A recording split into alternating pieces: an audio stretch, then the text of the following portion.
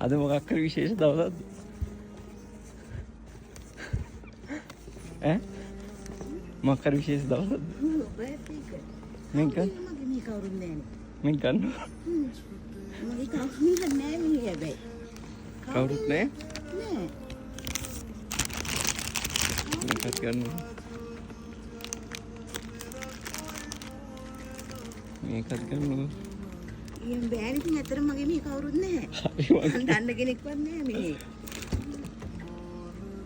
සමන කවුරු කියලා හිතන්න. ඒ මට හිතා ගන්න බෑ මේ කවුරුත් නැති හින්දා. හිතා ගන්න බෑ. නෑ. ඩිකෝඩ් එක කරා. මේක මට කියන්නේ ඉතින් මට ඉන්න බබා විතරයි. යා ඉතින් ලංකාවේ ඉන්නේ. එයා විතර ඉන්නේ. ඔව්. ඉන්න තව දෙයක් හිතා ගන්න බෑ. කවුදනේ? මේකත් දෙන්න.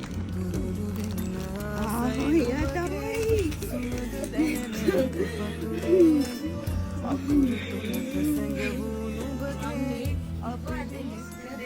ඈනි කියලා.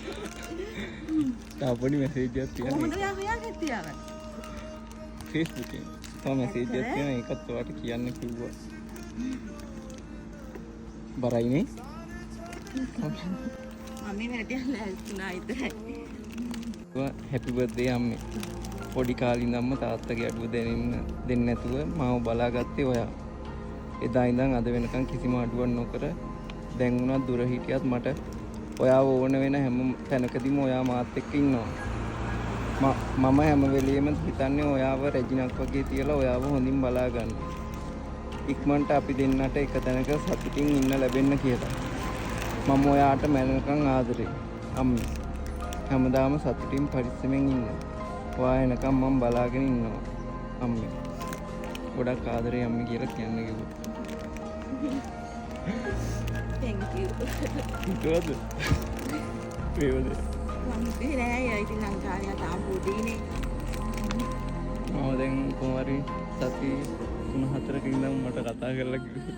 ඇත්තද? ක්‍රස් විඳන් ඇත්තද විතරක් නන්දාවේ? ඔව්. Thank you මල්ලි. හැපි බර්ත්ඩේ ආ. Thank you. සතුටින් ඉන්න ඕනේ හැමදාම. ගොඩක් කල්නේ. ඔව් මං අවුරුදු 5නේ. පහත් ලංකාවට ගියන්නේ ගිහින් ආවේ. ගියා ළඟදී දැන් ගියා විතරයි. හරි දැන් වැඩ නෑ අවුරුද්දක් නෑ.